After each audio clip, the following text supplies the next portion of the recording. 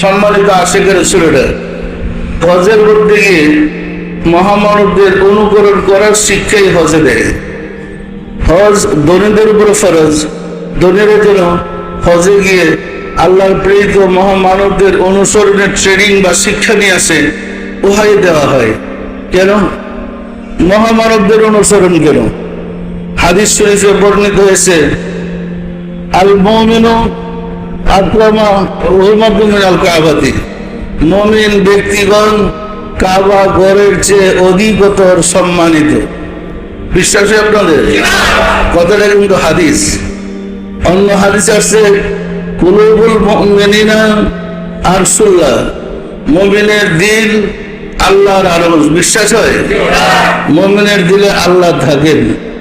তাহলে মুমিন ব্যক্তি এবং কাবাঘর দুইটার মধ্যে শ্রেষ্ঠ কে?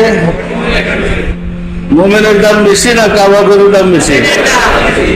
বাইতুল্লাহ শরীফের কাবাঘরকে হযরত ইব্রাহিম খলিলুল্লাহ তৈরি করেছিলেন, আর মুমিন লোকের দিল কাবাকে আল্লাহ নিজে তৈরি করেছেন এবং তিনি তার মধ্যে থাকেন।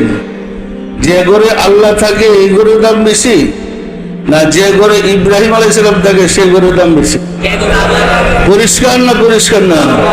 জানার দরকার আছে না দরকার নাই? সম্মানিত আশিকের রাসূলেরা, ধনী লোকদেরকে ট্রেনিং দিতে হয়েছে, শিক্ষা নিতে হয়েছে কিভাবে আল্লাহওয়ালাদের অনুসরণ করবে। এই শিক্ষার জন্য হজে পাঠায়। আমরা হজ থেকে এসে কোনো আল্লাহওয়ালা যদি দেশে পাই, জিহাদ শুরু করি, তাকে কেমন উচ্ছেদ করা যাবে? কারণ গুনাহ তো মাফ করে ফেলাইছি। পরিষ্কার না? পরিষ্কার না?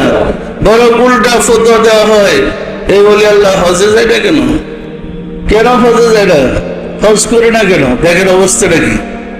সম্মানিত আশিকের রাসূলেরা, ওলি আল্লাহ আল্লাহর বন্ধু, তারা তো আল্লাহর নির্দেশে পরিচালিত। অতীতের কিছু ঘটনাই আপনাদেরকে প্রমাণ করবে ওলি আল্লাহরা কি জিনিস। আপনারা হযরত রাবিয়া বসরির কথা শুনেছেন? রাবিয়া বসরির নাম শুনছেন না? হযরত রাবিয়া বসরির জমানার একটা ঘটনা। বলখের বাদশা হযরত ইব্রাহিম আদম, উনি একবার নিয়ত করেছিলেন হজে যাওয়ার জন্য।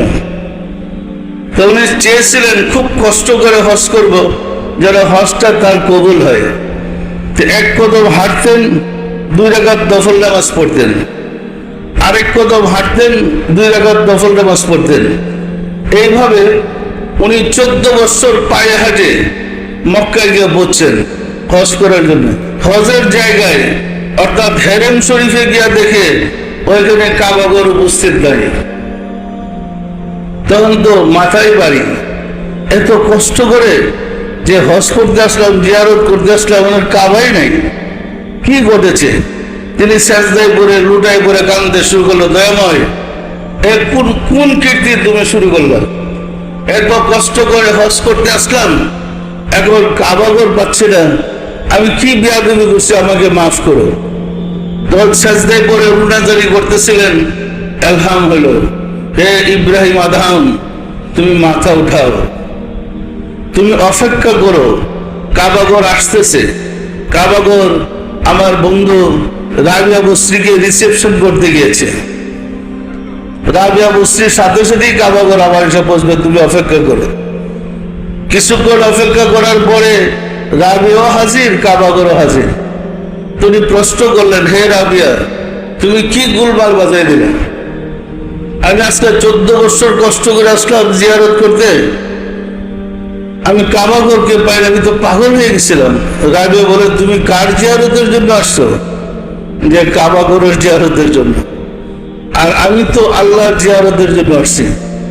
সুতরাং কাবাঘর আমাকে রিসেপশন করতে গিয়েছিল। বিশ্বাস হয় ঘটনাটা? তাজকিরাতুল আউলিয়ার মধ্যে ঘটনাটা লেখা আছে। আছে না নাই? গোটা ধর্মটাই শিক্ষা দিয়েছে মহামানবদের অনুসরণ করার পদ্ধতি। আমরা কেবল স্বেচ্ছাচারিতার কারণে মহামানবদেরকে ছেড়ে দেওয়া বিপদগামী হয়ে পড়েছি। ফলে আল্লাহর যত সাহায্য চাচ্ছি, কোনো সাহায্য আমাদের ভাগ্যে আসছে না। আল্লাহর সাহায্য চেতে হলে মহামানবদের অনুকরণ করতে হবে। বিশ্বাস হয়? মহামানবদের অনুকরণ ব্যতীত নবুয়তের যুগ থেকে শুরু করে অদ্যাবধি কোনো জাতি মুক্তি পাইতে পারে নাই, পাবেও না। যারা মুক্তি পেয়েছে, যারা আল্লাহর সাহায্য পেয়েছে, মহামানবদের অনুসরণ করে সাহায্য পেয়েছে। পরিষ্কার না? পরিষ্কার না? মুক্তি পেতে হলে নায়েবে রাসূলদের অনুকরণ করতে হবে। নায়েবে রাসূলদের অনুকরণ ব্যতীত কারো মুক্তি হবে না। পরিষ্কার না? পরিষ্কার না?